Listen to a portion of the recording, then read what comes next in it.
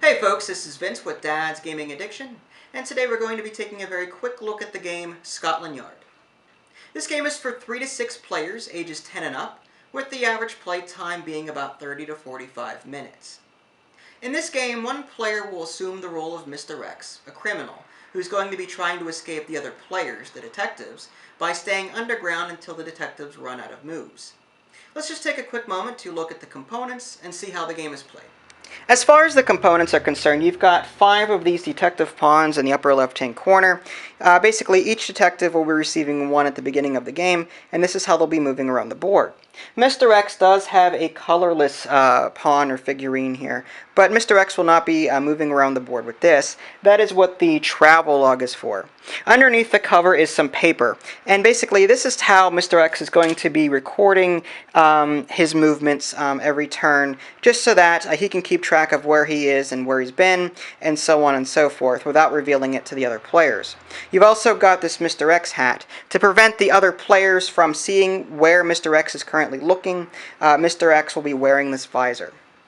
The game also includes a number of tokens. You've got these ones in particular over here. These are only used at the beginning of the game. They contain a single number, which will make sense to you once you actually see the board.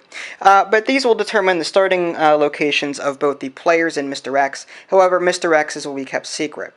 Now, as far as these 3 here, the underground, bus, and taxi tokens, these are tickets that the detectives will be handing in order to move around the board. Finally, you have the 2X and the Mr. X black token here. Basically, these give Mr. X special abilities to use throughout the game. Now, as you can see, the board is fairly big, and obviously you're not going to be able to see anything from this view. So I'm going to go ahead and just zoom in a little here. There we go. Focus, and there we go. Now, these are the different spots or spaces that players will be able to land on, including Mr. X.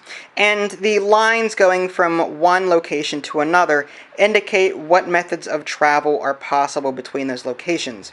Now, anything that is connected by a white line, that is a taxi line. So if a player were to discard a taxi ticket, they could move from here to here, or here to here, or here up to there. If a player were to discard a blue ticket, which is a bus ticket, there's one, there's a little blue shade there, they could move this way or up there, to any location that also has a partially blue filled-in circle. The red is the underground. Players will be able to move from one red underground to another. Just look for the numbers that are colored in red. In this case, there's one here, there's one over here, there's one over here. So if a player were to discard a underground ticket, they could move from here down to here. They would not be able to stop here or here because there's no station there. These numbers are not filled in red. In regards to game setup, each player will go ahead and draw one of these tokens. Again, each one has a number on it, and these will serve as their starting locations. The detectives will go ahead and find that number and place their figurine at that location, while Mr. X will just simply note that in his or her head. Each player, even Mr. X, will receive a number of these underground, bus, and taxi tickets. And finally, the 2X and the Mr. X black token here, some of those are also given to Mr. X, depending on how many people are playing the game. Finally, Mr. X will make the first move. When it's Mr. X's turn to move, he'll need to look at where he is and see what methods of transportation are available to him. In this case, he started off on the 141 space, and that is only serviceable by taxis. So he'll need to use a taxi ticket for this particular turn. And let's just say he wanted to move up here. Now to do that, that is number 133.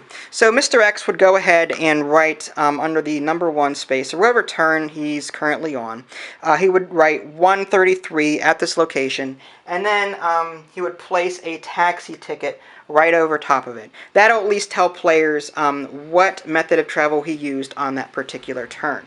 Once Mr. X has taken his turn, the detectives will make their moves in turn as well.